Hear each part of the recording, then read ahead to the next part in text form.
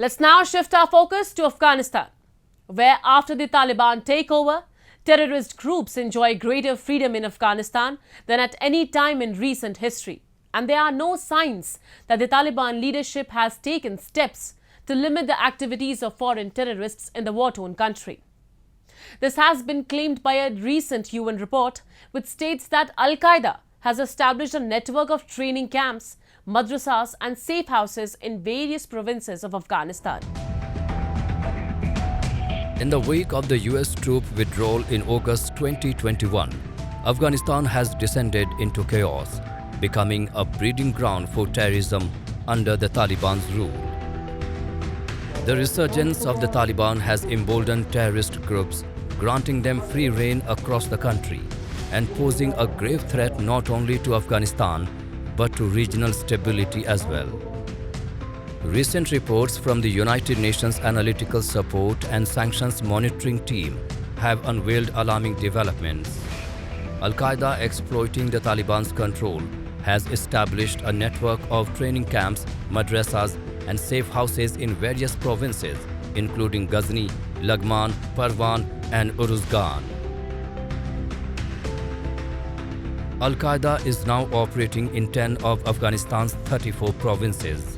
The report further stated that the relationship between the Taliban and Al-Qaeda remains steadfast, with the latter operating openly under Taliban patronage.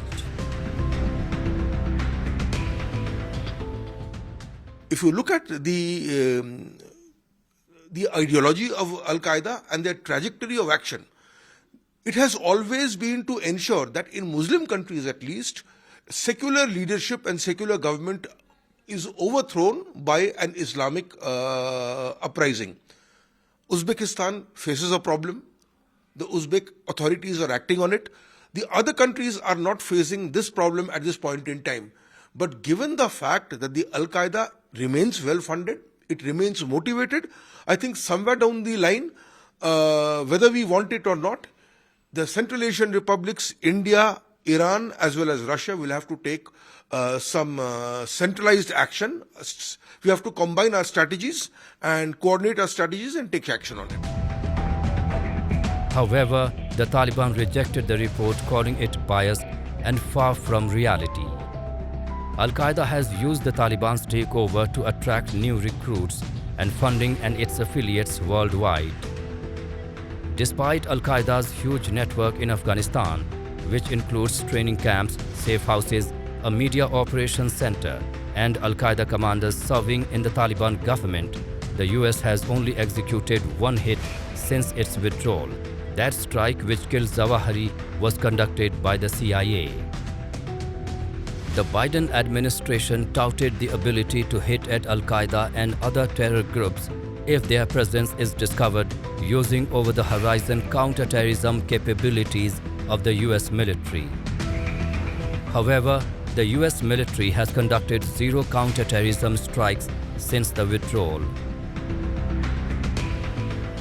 Where the United States is concerned, the precondition that it had set or apparently had set to the Taliban that Al-Qaeda would not be allowed to, set up camps out there are basically an eyewash. They wanted a face-saving way out. They wanted to tell the rest of the world that they were not running away from Afghanistan, that they had actually struck a deal with the Taliban, which allowed them a safe exit. I think the safe exit is the only thing that the Taliban had agreed upon. They did not fire upon the Americans. As for the other conditions, I don't think the Taliban ever had any intention of keeping to those conditions if indeed those conditions were set. Furthermore, the Taliban's ties extend beyond Al-Qaeda. They have been harboring and supporting the Tehrik-e-Taliban Pakistan, facilitating cross-border attacks and providing material support to further their shared goals. The UN report stated the Taliban are generally sympathetic to TTP aims. Besides supplying weapons and equipment, Taliban rank and file, Al-Qaeda core and AQIS fighters assisted TTP forces in cross-border attacks. Some Taliban members also joined TTP, perceiving a religious obligation to provide support. Al-Qaeda Core and EQIS continue to provide training, ideological guidance and support to TTP. Amidst these contradictions, the Taliban paradoxically seeks assistance from international actors in combating their primary rival, the Islamic State of Iraq and the Levant Khorasan province. The situation calls for urgent international attention and decisive action. The humanitarian crisis unfolding in Afghanistan demands a concerted effort to establish a permanent ceasefire and stem the tide of violence that threatens not only the Afghan people but regional peace and security as well. This time has come for the global community to confront the complexities of the Afghan conflict and work towards sustainable solutions that prioritize the safety and well-being of all those affected.